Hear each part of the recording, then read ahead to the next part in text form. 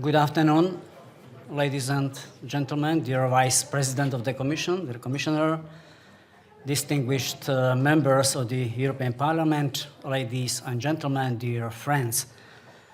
On behalf of the Wilfried Martens Center for European Studies, I would like to thank you for your presence to the event today. Given the high-level speakers on our program, I will limit my introductory remarks to some thoughts on the enduring relevance of labor market reform for job creation and for economic growth in our home, in Europe. We all know that the level of employment is a key indicator of the level of activity taking place in an economy. Unfortunately, the recent crisis has shown that employment levels still exhibit national patterns within the EU.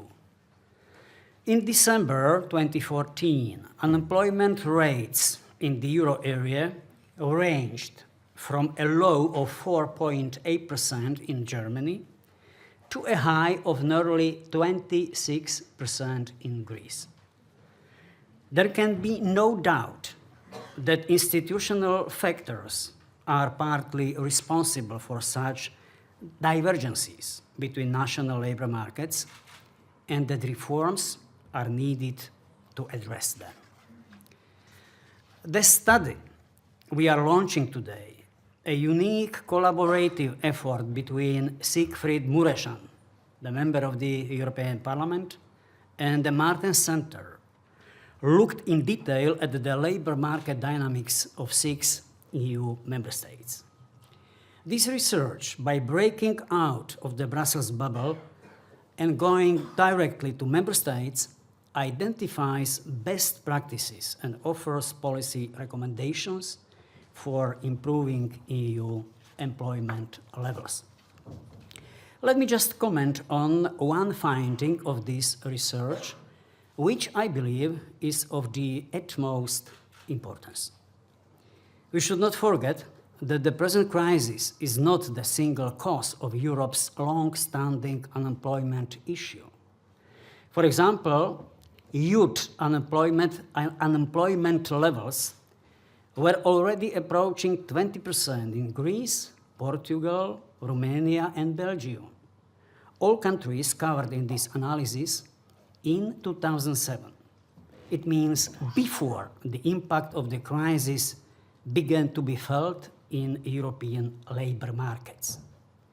In other words, Europe's unemployment problem runs much deeper than an unfavorable economic cycle and is rooted in an economic model that often gives special protection to privileged insiders at the expense of discriminated outsiders. Indeed, there is evidence that the crisis has finally acted as a wake-up call for member states to tackle their specific labor market weaknesses. Significant labor market reforms have been adopted in several countries. Although differing in scope and scale, these reforms are all based on the common principles of improving market flexibility while maintaining solidarity with those who are unemployed and seeking work.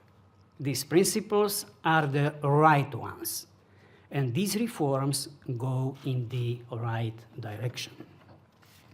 I am particularly glad that Ireland was included in the scope of this research, as the wide-ranging economic reforms introduced by Prime Minister Kenny since 2011 have resulted in the steadily declining unemployment rate and one of the fastest growing economies in the EU in 2015.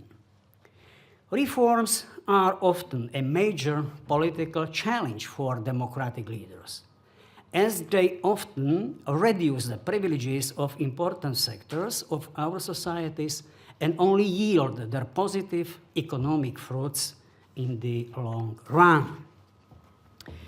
As a former prime minister of my home, of Slovakia, I was determined to implement ambitious reforms for my country. And I personally experienced how difficult it is to maintain a serious commitment to change. However, we must not allow difficulties to deter us, and we must always fulfill our duty to advocate for change and to act in the true long-term interest of our people.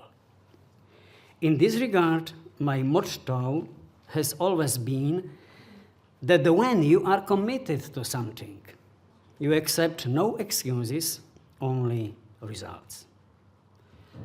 As noted in this research, investment plans and structural reforms should not be viewed as separate policies to be utilized only in times of economic crisis, but rather as complementary tools that will create both growth and jobs in the long run. Dear friends, at this time, I would like to introduce our keynote speaker, a man whose political history and current role demonstrate his commitment to reform, and just as importantly, a commitment to balancing increased investment and budgetary responsibility. It is therefore with great pleasure that I give the floor to Jyrki Katainen, Commission Vice President with responsibility for jobs, growth, investment, and competitiveness. And no less significantly, a former finance minister, a former prime minister of Finland. And by the way, a long and very good friend of mine. There is only one occasion during which we are not so strong friends. It is when Slovakia plays its hockey game with Finland, which will take place, by the way, this Saturday in the Czech Republic as a part of the World Ice Hockey Championship. But I believe that regardless of the result, our friendship will continue beyond the horizon of this championship. And I wish you all the best to Finnish ice hockey team, but also to Vice President Katainen. And dear Jyrki, please, the floor is yours. Thank you very much.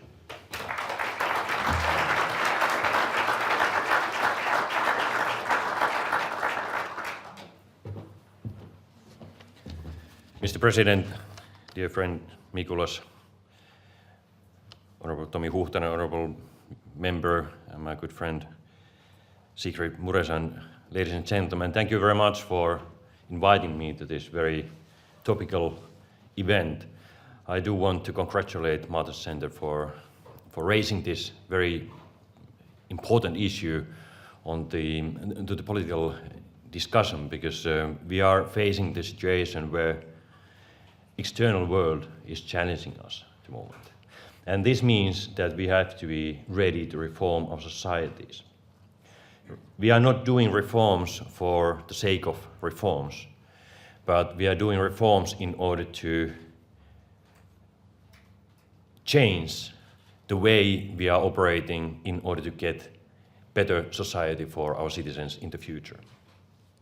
As I said, external world is challenging us a lot, and that is the reason why we have to respond to these challenges.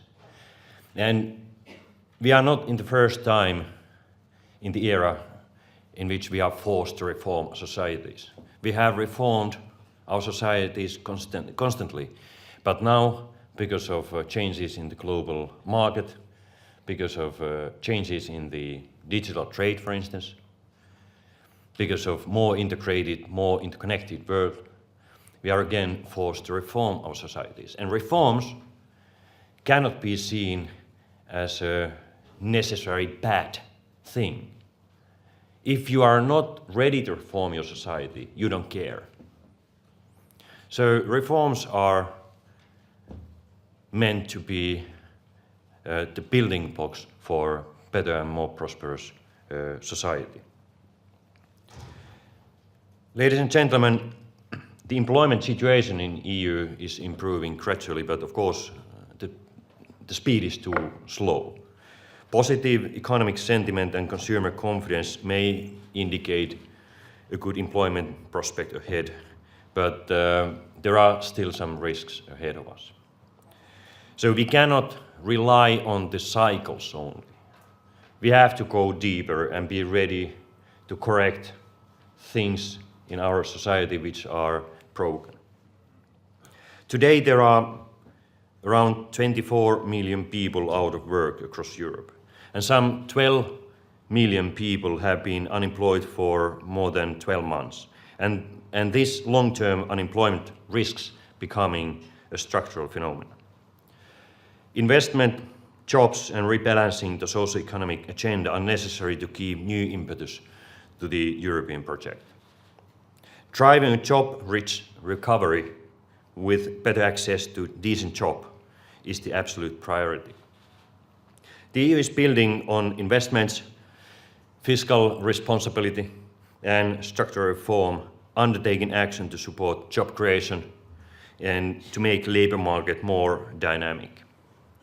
With this aim, the process of labour market adjustment needs to continue and ongoing reforms need to be completed by implemented swiftly. I know by my own experience that reforms are usually more difficult to do than fiscal adjustment. Even though it doesn't make any sense, but people are more willing to pay more taxes, they are willing to witness budgetary cuttings than willing to accept reforms to their everyday life. As I said, it doesn't make any sense, but this seems to be a global phenomenon. Budgetary cuttings or budgetary consolidation is important when you have to defend the credibility of your economy, but usually it doesn't create anything new, whereas structural reforms are meant to create something new and address directly to the external challenges. Our member states have embarked on a broad reform process of labour market inefficiencies, such as segmentation between permanent and temporary workers and rigidity in employment protection and wage setting. Investment is needed in skills, employability, and in social inclusion measures. The European semester process of economic policy coordination has proven to be an efficient vehicle to promote national debate and action on broad reform agenda.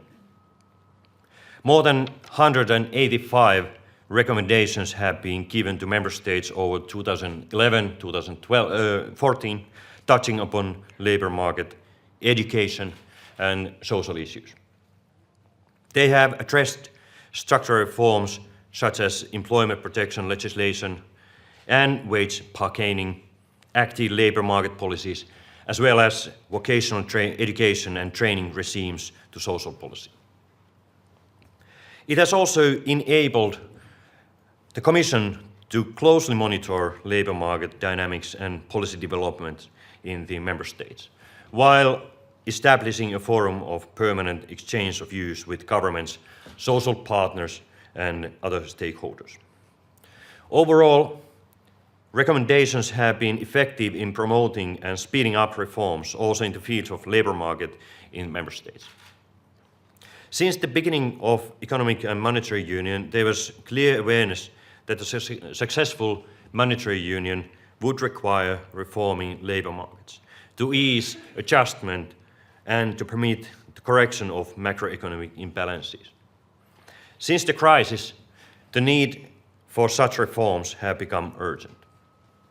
Among the labour market reforms monitored in the European semester and other surveillance processes, we see more and more reforms on growth-supported labour taxation, employment protection frameworks favouring job creation and tackling segmentation, activation system incentivising jobs, and growth-friendly wage-setting frameworks.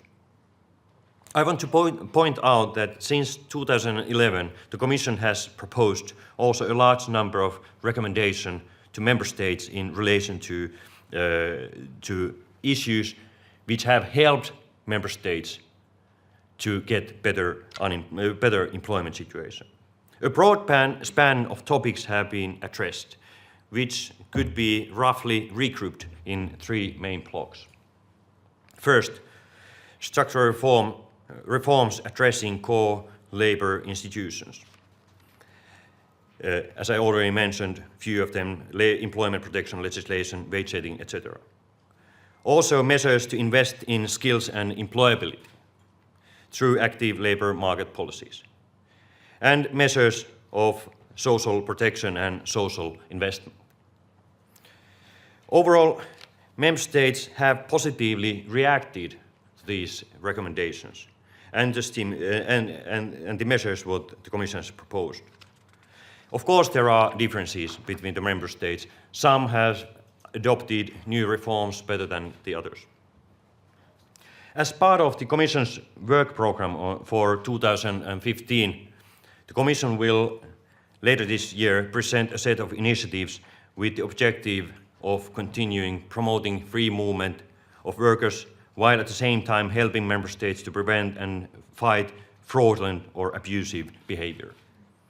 This package will include a proposal for a possible revision of the Social Security Coordination Regulation and a report on any loopholes of the 1996 Posting of Workers Directive that could favour abusive practices or social dumping. The 2015 semester cycle will continue to foster reforms on the basis of a revised process geared to increase the involvement of social partners and stakeholders and focus on key priorities. Alongside the European semester, the Commission is developing important EU-level initiatives to flank national reforms with new ideas and policy tools, such as the Youth Guarantee, which is essentially a very important issue in many countries. As announced in the Commission Work Programme 2015, a labour mobility package is one of those. And other key objectives will come later. Many times, labour market reforms are seeing very negative things. Many people see labour market reforms as a negative change to what we have used to face. But if we explain that labour market reform could mean, for instance, better participation to working life for women, is that good or bad thing? Of course, if you want to incentivize women to participate to labour market more, you might have to do some changes to social subsidy, social security systems, or to taxation.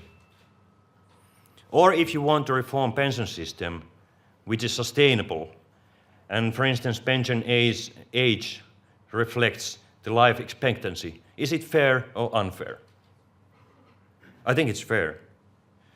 How about if you want to shorten the studying time in order to make it possible that young people can get to labour market earlier than they do at the moment? Is it negative or positive thing? I think it's completely positive thing. In this report, one of the most valuable part is the part in which authors quote what has been done in many of our member states. It gives a good opportunity to learn from the others.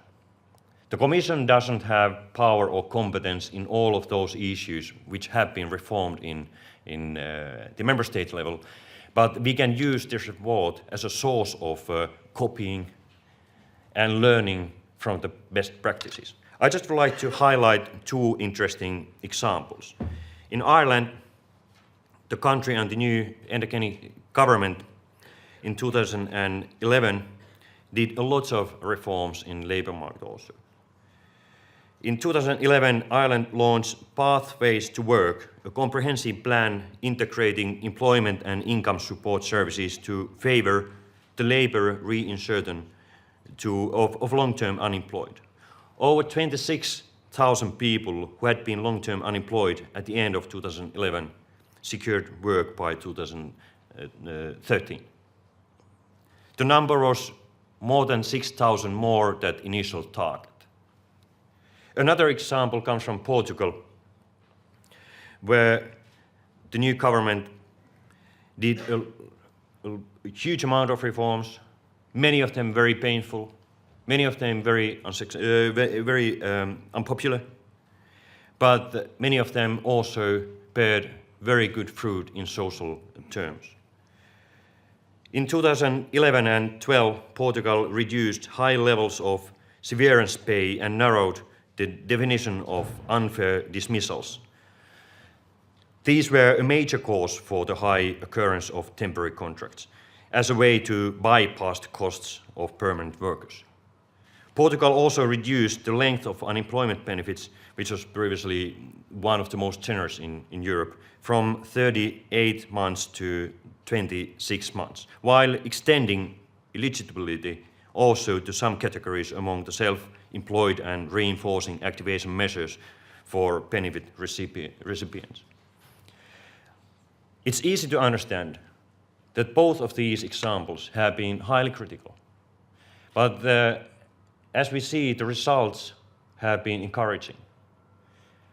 The only one who has benefited from the reforms have been a person who has got a job. So I would like to thank once more Martens Center and the authors for an excellent job. I also want to thank you for raising this very important topic on the agenda. I do hope that we could continue discussions even after this event and learn from each other. Look what the others have done successfully and understand that reforms are always difficult.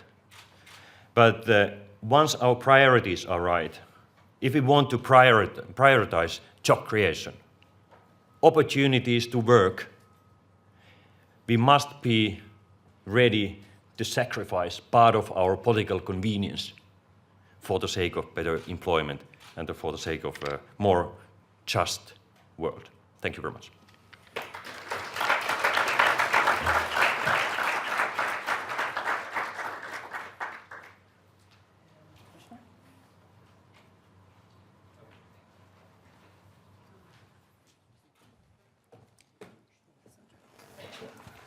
Hello everybody, my name is Dr. Andre and I'm a research officer at the Martens Center.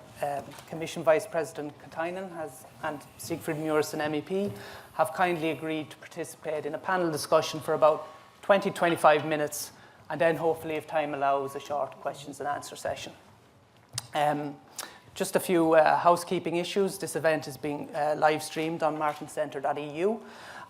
We're also on Twitter at Martens Center, and also feel free to complete the feedback forms which are available from the registration desk. I'd now like to welcome officially Sigfrid Muresen MEP. He's a Romanian EPP MEP. He is Vice Chair of the Budget Committee in the European Parliament, and he is a former senior political advisor from EPP headquarters here in Brussels.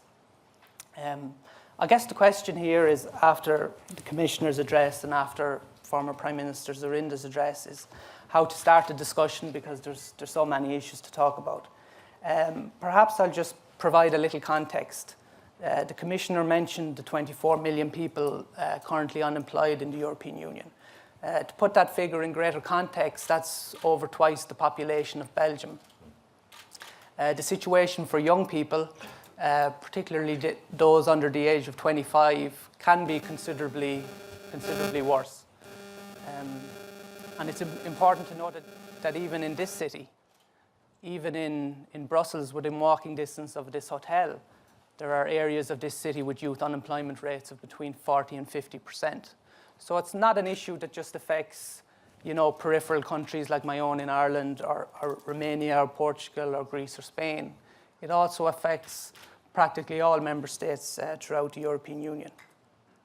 And when I was looking for some kind of, great context to put this argument in, I think I found the best with what Commission President Juncker said in his mission statement to the commissioners last year, which was when he said that the EU now lives with a 29th member, and that member comprises over 20 million unemployed people.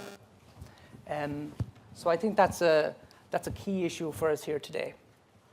And I suppose, as the Commissioner highlighted, the rationale for this event is to show that it's our job, as the Martin Centre, as the EPP, as the centre-right, not just to combat unemployment, but to provide a framework that will allow us to create jobs and growth in the future, not just for this year, but in 5 years' time and in 10 years' time.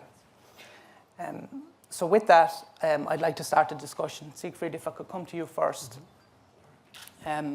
I think there were two very interesting points in your analysis in the paper of the Romanian situation. The first was the relationship between the reform programs implemented in 2008, 2009, and the current situation. And secondly is this issue of labour mobility. In Europe, in Brussels, we tend to think of it just in a European context. But actually, within Romania, it also has an internal concept, which is not just unique to Romania. So I was just wondering if you could comment on those two. Yeah, of course. So also from my side, a warm welcome, and we're glad, Owen and myself, to see the huge interest vis-à-vis our paper.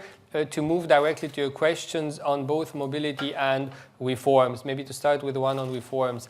As the Commissioner said before, too often we postpone reforms, we think of them as something as a necessary evil, so of course they have a negative connotation in the minds of too many people. And one of the consequences of this is that we do not do them during good economic times, when in fact it's much easier to do them. We always postpone them, and so during hard economic times there's no way around them and we need to do them. But both the economic and the social cost of them are in fact much easier to shoulder by the society, by the people, by the economy, by SMEs, if we do structural reforms in good economic times. And the reality in 28 member states of the Union shows that those countries which are today best off, are the countries which we formed prior to the global economic and financial crisis. What happened in my country of origin in Romania, was exactly the same. Romania joined the EU in 2007, so we had good economic times right before that and immediately afterwards. Investors coming in and so on. Unfortunately, we spent too much, the government spent too much, we did not do structural reforms. Wages in the public sector, pensions and so on increased more than the productivity increased. Therefore, the country lost the trust of the global financial markets 2009, 2010, and it needed to both require financial assistance from the IMF and pursue structural economic reforms, which went, I think, into the right direction, like flexibility of labor markets, which I think is an essential issue. Too often do investors, do bankers in Europe tell me the main reason why we would not invest more in Europe is the rigid labor markets. We would be very reluctant to hire more people today, even if economic prospects are good, because we know it would be very difficult to lay them off and very costly if the economic situation worsens at some point in the future. So therefore, I think the flexibility of labor markets is a key issue for bringing definitely more people to the labor markets. But the question is also what comes afterwards. Many people ask, why is Germany so well off today? And part of the answer is, as also our study, our chapter on Germany shows, because of the labor market reforms 10, 12, 14 years ago. But the question is, what comes afterwards? Because through the flexibilization of labor markets, more people find a job, but very often it's mini jobs, it's part-time jobs, it's temporary contracts, which definitely are all much better than being unemployed. But the question is, would this add up to enough of a pension to secure you, your ages of retirement, or would that be enough to raise 2 kids to support a family? And that's why I'm absolutely an advocate of the flexibility of labor markets. I think it benefits all categories of society, young and old. I will explain immediately why, but the question is also what comes afterwards and what type of society do we want to create. And there in Germany, the answer was, including by our political family of the center-right, the introduction of minimum wage floors, but in a smart way, not an absolute minimum wage which would endanger some sectors of the economy, some companies, and so on, but minimum wage floors differing from sector to sector, from region to region, based really on the purchase power there. So flexibility, I think, benefits all categories of population, because if those people who know that their job is secure and the likelihood of them being laid off is very small, they will not invest in lifelong learning. Their productivity and so on will not increase with time. Motivation and so on goes down, while you're having new generation of often very well-educated people who have difficulties in entering the labor markets. If economic times are good, if the markets are rigid, you won't hire more people because you would be afraid you can't fire them if you need to in the future, but you would just ask your current employees to do extra hours, which is not good for the company, it's not good for the current employee, and it keeps people outside waiting, so as unemployed. So to make a long story short, my home country also did some of the needed reforms during the tough economic crisis, which led to solid economic growth in 2012, 13, 14. We also discussed that in the book. But the reform process is something which should never stop.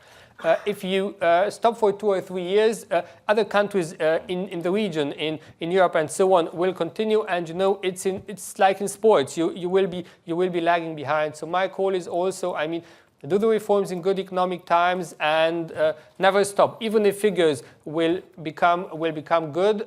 What we tried to do in my home country was not to put too much of the burden on SMEs, not to reduce investments, because we understood that that would be essential for growth, for strengthening the economy and so on, investment. So we tried not to put the burden on the economy, on SMEs, but rather on consumption through increases of VAT and so on, which was tough for the people, but the negative long-term consequences were smaller, and it enabled the economy to return faster to growth than had we really put a huge burden on SMEs, on the real economy.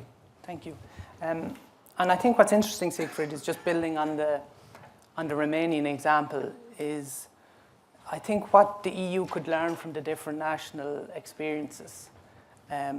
And I think, Commissioner, if I could just ask you, it's going back in history, but I think it's as relevant today as it was 20 years ago, is maybe the lessons from the Finnish crisis from the early 90s, your own personal experience, the severity of the crisis, and kind of how the crisis resulted in reform and the impact that had on the Finnish economy in the long run. Yeah, at the beginning of the 90s, I was a student, and at that time, Finland was more or less in a similar situation where Portugal has been during the last few years. We slightly, very narrowly avoided to go to IMF. There were several reasons. Banking sector went to crisis.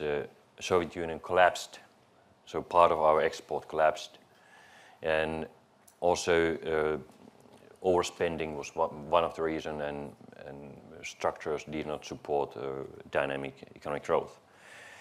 And at the time, the unemployment level was around 20%, or a bit higher. And I mean, the atmosphere in a country was very depressive. Even my memories from this time, when I was studying in the university, they are black and white. I cannot see colors there. It was so depressing. And me and my fellow students, we decided to study as long as possible, because the university was the safest place to be. I mean, it was much better to study slowly than be unemployed somewhere without doing anything, because we were 100% sure that we will never get a proper job. Then government did few structural reforms. First of all, they consolidated the budget around 10% per GDP, mostly by cutting. This consolidation was a structural reforms because the country couldn't afford to run the economy. So the spending structure must be changed. The second thing, at the same time when they were cutting, they started to invest first time in our history to research and development without any kind of evidence that this would create new growth. But they had just learned from somewhere that the future is knowledge-based economy, because even though nobody knew more about this, but they just wanted to invest in research and development. Third, they liberalized telecom sector. So basically, they created a new market. And fourth, they reformed corporate tax system so that once the corporates or the companies got profit, if you left the profit to the balance sheet, it was very lightly taxed. But if you took the profit out of the company as a dividend, then it was quite heavily taxed. So entrepreneurs wanted to leave the profits to the company, and they could afford to invest to the future. They could get some subsidies to R&D, and there was a new market.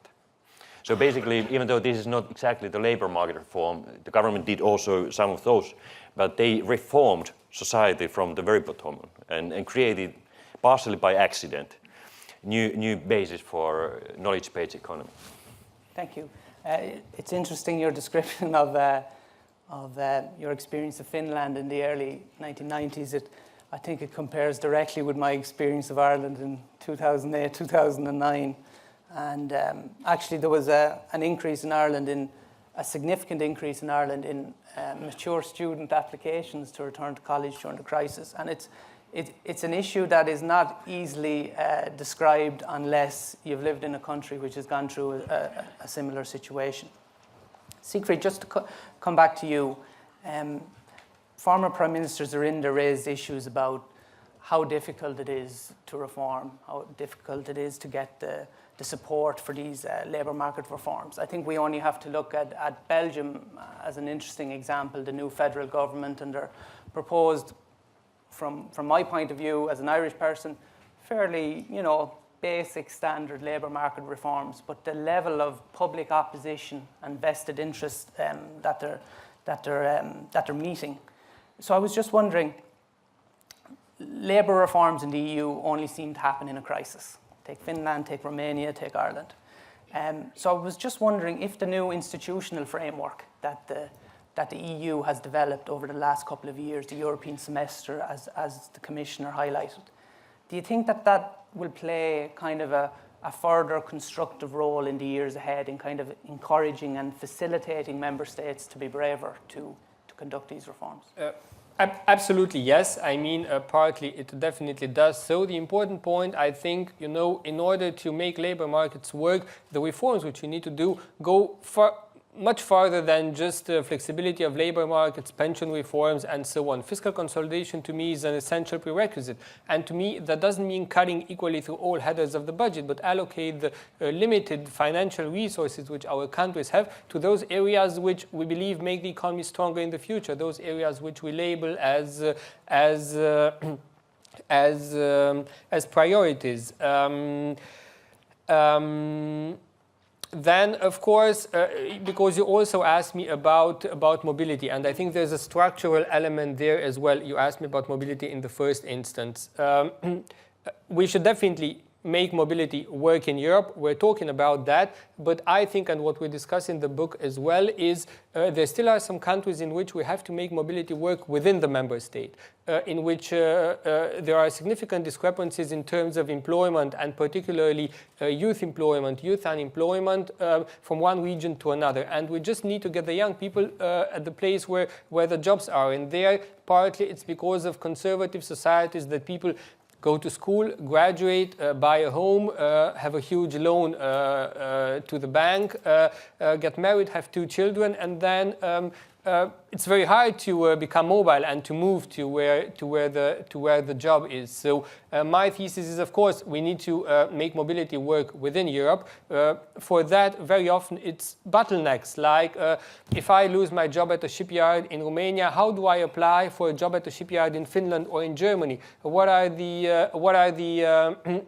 requirements? Which of my diplomas will be recognized, and so on. So very often it's just providing the right information in languages which many people in Europe speak in order for mobility to work within Europe from member state to member state. Then we also have to have it work within countries. And there I made a proposal to the government of my home country in December, saying the following.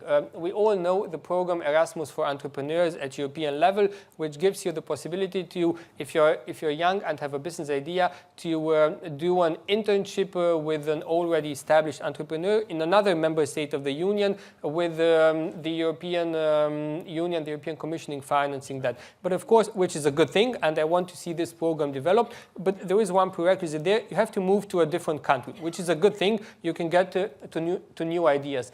But very often, some people would say, I'm not ready to move to a different country, out of various reasons.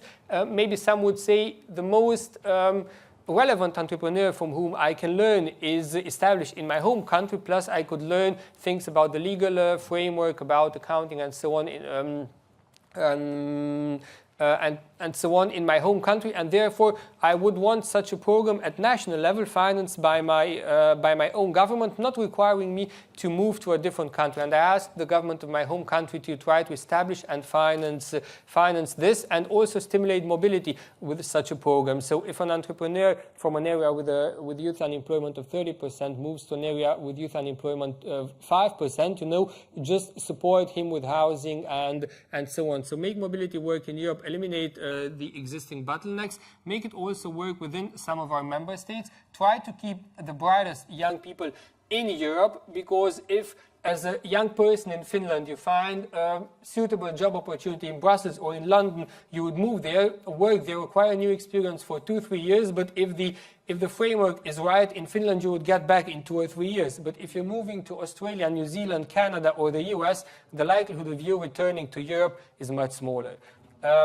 And there, of course, investment in research, innovation is essential to keep the brightest in Europe. And my last point is exchange best practices, because as you've all pointed out before, there are member states of the Union in which youth unemployment is particularly high, 50% or above in Greece, in Spain, 40% or above in Portugal, Italy, and then there's member states in which youth unemployment is particularly low, below 10% or close to 10%. Germany, Austria, Netherlands, Denmark, and so on. Let's see what worked in those countries. Not everything that worked in those countries can be transposed one-to-one in other countries, but say a dual vocational education system which works in Germany and in Austria, of which investors who invest in the Spanish economy tell me we would feel the need of this, and we would be ready to contribute, including financially, to the education of young people so that they learn the things in school which are relevant for them to find a job and to work in our companies, but we need the governments to put the framework in place. Thank you, Siegfried. And just to stay kind of, we'll just have time for one more question before we go to the floor, but I can't let the two speakers leave without talking about education. And I was very happy to hear the Commissioner in his remarks talk about the structure of the education system in Europe and the length of time that students are allowed to stay in university. It's not always a particularly happy thing to say or an approach that gets a lot of approval. But it's very important, and I would urge everybody to read the Enderlein Pisani-Ferry report on the French and German economies, which came out before Christmas, which mentioned this very point. But my real question to both panelists is, our study across all the member states we considered highlighted that there is a real emerging gap, particularly over, I think, the last decade, between the skills that young people are coming out of school, technical college, university, and the skills that are actually needed by employers in the labour market. And even in countries with relatively low unemployment rates like Germany and Austria, it's still an issue. So I was just wondering, are we really at the stage now that the Commissioner talked about before, where we really need to embark on a reform process of the European education system? It's a very general question, but I think the education system is so linked with the employment issues with unemployment that we can't separate the two in this discussion. It's actually, you cannot separate the two, because the productivity, employment rate, profitability of companies, they all are related, and innovations or the creativity. They all are related to the quality of education. The EU is not only a free trade area, but it's also a union of values, and that's why we have to look what are the core elements when strengthening social dimension in the integration. Again, the European Parliament or the Commission does not have competence in social policy related issues that much.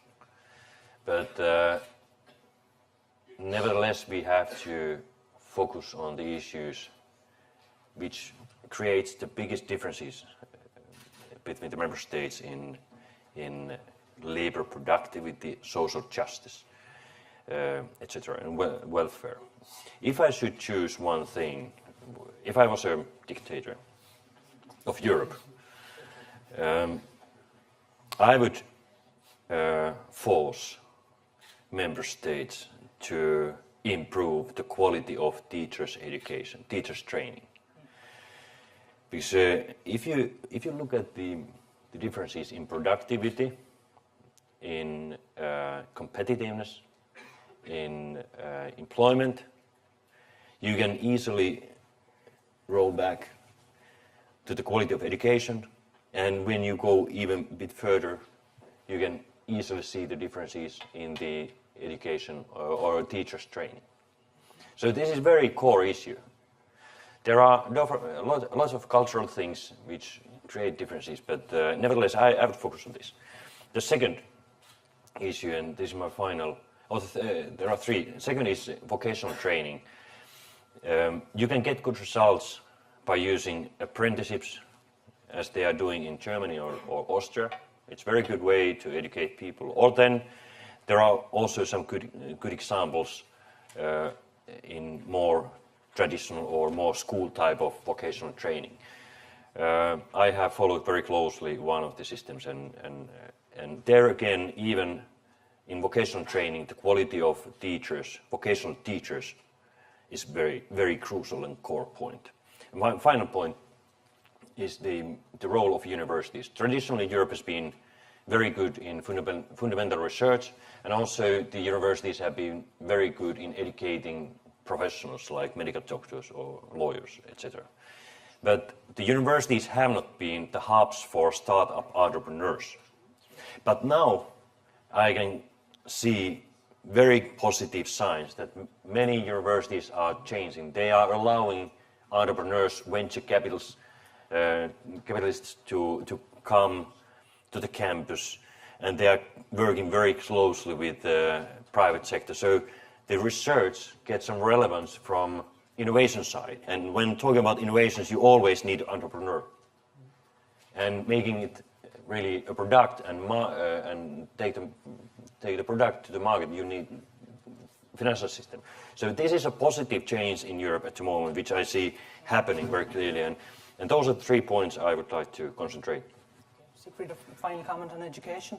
Just very briefly, maybe. I mean, to me, the answer to the question, why do we not make more money, is very simple. Because we are not more productive as employees, which is, of course, due to the poor education system. So, do you want to make more money? At an individual level, you need to invest in yourself, learn an additional language, do an additional diploma. It's the same at the level of the economy. Do you want to, increase revenues, strengthen your economy, and so on? You need to do the reforms, which make you more attractive for investors. And I think when we're looking at the poor teaching at university, in schools, too often do we blame that completely on the, in many countries, on the low levels of payments of professors, of teachers. But I think, in fact, you're dotting the I. Very often it's we should invest in the training and improve the training. Too often do we believe that it's just the low salaries which makes the best people run away from universities, from schools, and so on. But I think investing in their training is clearly part of a solution. And the last point is, yes, dual education, educational training, vocational education is clearly part of the solution now. Yes, universities are opening entrepreneurs are ready to go there, but of course it's the government who needs to put the right framework in place. But my take is, in the long term, for the time being now, vocational education is part of the solution, but in the long term we need more university graduates and university graduates of good quality. Do we want to face the challenges which you were speaking about at the very beginning of your remarks, of your introduction? Do we want to face the challenges put by the global economy? Do we want to be a leader in the knowledge-based economy? In the long term, we would need more university graduates and of good quality. But for the time being, clearly the dual, the vocational education is, I think, part of the solution. Thank you, Siegfried. It's now approaching 5 to 4, so I think we'll open the floor to questions. Please raise your hands if you have a question and identify yourself. Victor, we have one here. And Roland here. And then the gentleman. We'll take 3 questions at a time. Okay. Roland, go first. Yeah. Yes. I'm Roland Freudenstein, Deputy Director, Head of Research of the Martin Center. And you know, there's a huge temptation as a German to be self-congratulatory. But I would like to take a different tone here and say, well, first of all, as Christian Democrats or center-right people, we should be honest and say that the German reforms were carried out by a red-green government 10 years ago. And in fact, well, the red part of it paid dearly for it politically by actually, you know, creating the conditions for a more leftist political party. And maybe that traumatic experience is the reason for the fact that in the current grand coalition between Christian Democrats and Social Democrats in Berlin, there seems to be a huge hesitation to carry on with reform, to rest on our laurels, so to speak. And my question to the panel is, what would be, in an ideal world, the thing for the German government to follow up the successful reforms of the last decade to make this success story actually sustainable for the future? Victor, another gentleman here in front. Thank you. Thomas Spiller with the Walt Disney Company, and we are a supporter of the Martin Center. One question for the the Vice President, sorry, I'm always mixing up. But I should read newspaper more often because obviously you had a promotion to dictator, I didn't know about it. We just committed 1 billion to Europe to expand our operations, and we hired a few thousand people for Park in Paris. Back to your point, Siegfried, we had the most problem with French law to hire non-French Europeans coming to work for our park in France because of the mobility issue, pension issue, social security, mobility, and portability issues. We had trouble to hire people when there is so much unemployment, which is crazy. So, and it's getting better. In particular, young people from the eastern part of Europe wanted to come to us. It's just insane. But here's my question: in the U.S., the growth is starting. It's there. But now we're talking about the jobless recovery in the U.S. So if you put that into the European context, and you add the digitization of the economy, which is going to displace jobs, and we love digital at Disney, but it is going to displace jobs before it creates new ones. How do you cope with the situation? So jobless recovery and digitization, which is going to displace jobs. How do you cope with those two factors, even if the crisis seems to finally recede in Europe and we see some, green shoots of hope? Thank you. Thank you. Pavlina, yep, we'll take one more. Thank you so much. My name is Dan Cărbunaru. I'm a Romanian journalist from caleuropeană.ro, European Affairs website.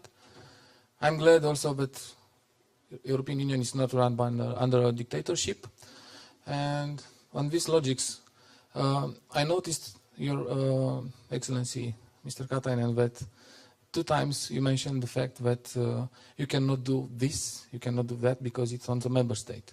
But you also mentioned the European semester as a framework to help the member states. A few weeks ago, the European Parliament published a report, and less than 10%, I think only 9% of your recommendations, the European Commission recommendations, are implemented in the member states. So everybody understands you want to help, but if we're talking about jobs and growing in economics, how can you be more convenient? I mean, how can you push the member states to do it, to create jobs and to share the good practices? And of course, the same question for Mr. Mureșan, as a member of European Parliament, if you could do more to convince the member states to push the things further. Thank you. Thank you. Okay, I think we'll start with the first question, the German experience. That is a subject that could be an entire session on its own right. Siegfried? Look, I mean, too often the positive effects of reforms you'll only see in the long term, and the political actors who pursue them do not get to the point to which they would reap the benefits. At some point, you would see the positive effects, and but you won't get to capitalize on it before the next elections. That's why I think also for our political family of the center-right, I think it's essential that in those countries which will be holding elections over the next 1 year, which dare to do significant structural reforms, Spain, Portugal, Ireland, all rightly mentioned here, we are strong and active in communicating the needs of these reforms and the benefits, for some benefits which take eventually longer to be felt by the people. I think we should be very active in communicating this to the people, because if now, when all of Europe is looking to those countries and to the pro-European forces which did the reforms, if those political actors will implode now, then basically the likelihood that any other country pursues economic reforms in the short to medium term will be much decreased. And I think, for the sake of Europe, this is something that we need to avoid. So be there, talk to the people, explain to them the benefits of reforms, even if sometimes it takes longer for them to feel them. But, and this brings me to the answer to your question, even if it's a jobless recovery, the jobs which are basically existing at an end of the reform process are more stable, and at the end of the day there's also premises that those jobs will be better paid in the future. Maybe not right now, but if you're reforming, if the economy is competitive, attractive for investors and so on, they are much more likely to keep the investments there and stay. That's why even if in the beginning there's a jobless recovery, but if jobs are rather existing in areas which are better paid, add the higher value, digital and so on, I wouldn't be worried in the first instance, because basically you are securing stable and well-paid jobs. Commissioner, if I could come to you on the second question, the question about you've got these companies ready to invest in Europe, ready to create significant amount of jobs, and it kind of coincides with the difficulty of, coming to terms with national employment legislation, and it also then mixes in with what Siegfried was just talking about, the impact of digitalization and jobless recovery. So is it a case of, combating these issues one by one, or is there an overall strategy that Europe should take? It's an impossible question, but... Unfortunately, we still have severe shortages in harmonization of social security systems. You mentioned pension system, for instance, as one example. And it's easy to understand that the lack of harmonization of social security system create barriers to employ people or go cross-border and get a job. So we have to continue in this line and try to identify the biggest barriers in social security systems which should be harmonized. You also mentioned that digitalization of the economy will destroy part of jobs and it has a negative impact. This may occur, but if I was very or ultra pragmatic, I would say that in many countries, aging is taking part of the problem, because there is less people coming to labor market than going out. Unemployment is a severe problem in many of our member states. It's a personal problem for the person himself or herself, but it's an economic problem for the society. But in many also, there's another side in the coin. For instance, my own country, 2010 was the first year when there were more people retiring than coming to labor market. So in medium and long term, our main problem is a lack of labor force. So if we want to get better quality of life, better welfare, it's better to invest to the areas which will help us to raise productivity. Because there are less people creating welfare, less people working, even if we had almost 100% employment rate. Still, we either have to work longer, significantly longer, or then we have to work longer and raise productivity. And there the labor market comes to and labor market policies comes to the picture. Because we cannot expect people to work 12 hours per day. Some of us is doing so, but not necessarily everybody. And we have to give people the feeling of certainty in their job. And it's better if the quality of the job is so good that people are happy and they can feel that they can influence to the content of the job. So the labor market reform cannot only mean like whipping more and reducing salaries. It's a highly qualitative work. And there are very good examples in some of our member states. Then there are very bad examples. So it's not a black and white issue. We have to focus more than before to the quality of work and to flexibility, healthy flexibility of the work. It's interesting actually that you mentioned the process of aging. I saw this morning the latest statistical release from the German Federal Statistics Agency, which comes back to the German question, which highlighted that the German population will decrease from about 80 million now to about 60, 65 million in 2060. So perhaps that's the real issue of reform for the German economy, is to reform their immigration systems to provide a suitable workforce for the future. There was one final question from the Romanian journalist on the low implementation of Commission recommendations. Yes, you are right. It's really a problem. And I do appreciate that the European Parliament pays attention to this issue. So from Commission side, we have to follow the reforms of member states more than before. We have been very strict with fiscal measures and fiscal targets, which is very right. But now we have to focus more to structure side, because once we have achieved the credibility back and member states are doing quite, if not a accommodative fiscal policy at the moment, or almost accommodative at the moment, they can afford to do it bit by bit. We have to focus on reform side or the structure side more than before, and that's why our duty as a Commission is to follow that country-specific recommendation is really the member states are really doing so. But in many areas we don't have a power to force. But in my previous job I proposed within the Prime Minister that we should use peer pressure more than before, naming and shaming. It's never easy to say to your good friend that, by the way, you have not reformed your pension system, even though you promised last year. But we just have to take this seriously, because many of the crises, the crises in many of our member states are structural in nature, not cyclical. So it's our duty, it's the Parliament's duty, and of course it's member states' duty.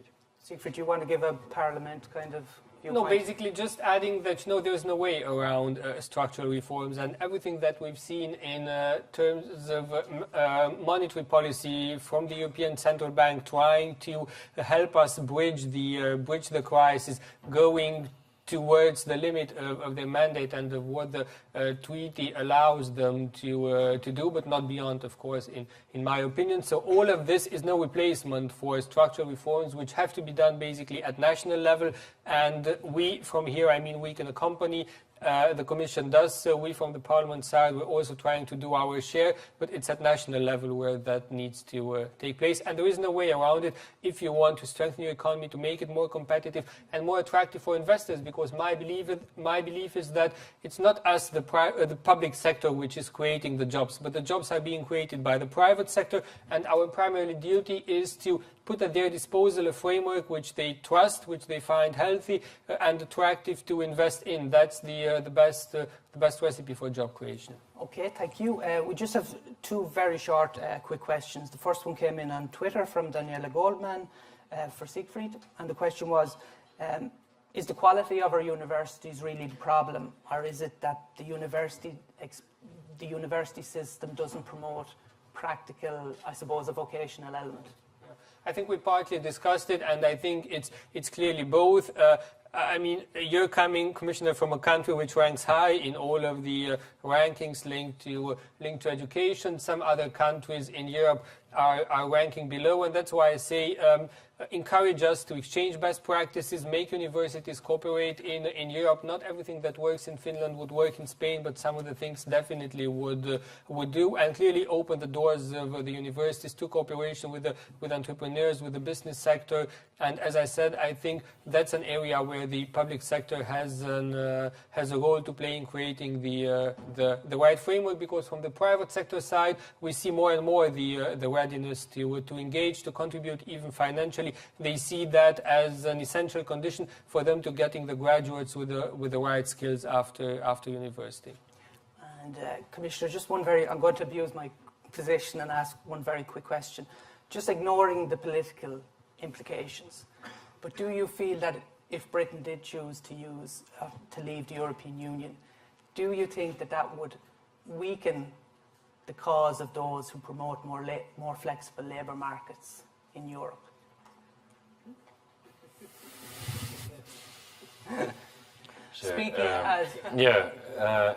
I think as important as the labor market reforms are, I think this would be the smallest problem for UK and for Europe. So maybe you are right. They have been very vocal advocating flexible labor market. They have some good experiences there, but also some rather critical ones. But I'm working as a commissioner. I'm working very hard with UK in order to keep them in, because we need UK and UK needs Europe. I have never understood why somebody deliberately would keep part of their power from their hands. Thank you. And I'll just add that Ireland also needs the UK in Europe, which is important. Okay, at this point, I just want to thank Siegfried and Commission Vice President Katainen. I just want to take this opportunity to quickly thank former colleagues in the Martin Centre, Stefan de Court, whose idea was to develop this project, and Enda McNamara and Catherine O'Donovan. So how to sum up this event today? I'll just give four takeaways. One, it's vital to remember and to get out of the Brussels bubble occasionally, go into the member states and see what's actually happening on the ground. The second is that confronting vested interests, reforming labour markets is a long-term process, and it's not always politically acceptable in the short term. Thirdly, we have to understand that investment and reform, investment and budgetary discipline are not inconsistent with each other. They're actually same sides of the coin. And third, or lastly, I think we should acknowledge that we can't consider labour markets or labour market reform without considering things like education, digitalisation, the digital single market. And in that context, I'd like just to thank everybody again, thank everybody for coming, and to say that it's our job. And we will continue, certainly in the Martin Centre, to keep this on the agenda. It's our job as the EPP family, and I know Siegfried will do the same in the Parliament, not to become welded to the old labour market models, that developed in the 50s and 60s, and, that other political families seem loath to change, but actually to develop and expand these models to reflect the digital age and to reflect the experience of young people, which will be, considerably different even from my experience or the experience of my parents. So thank you very much.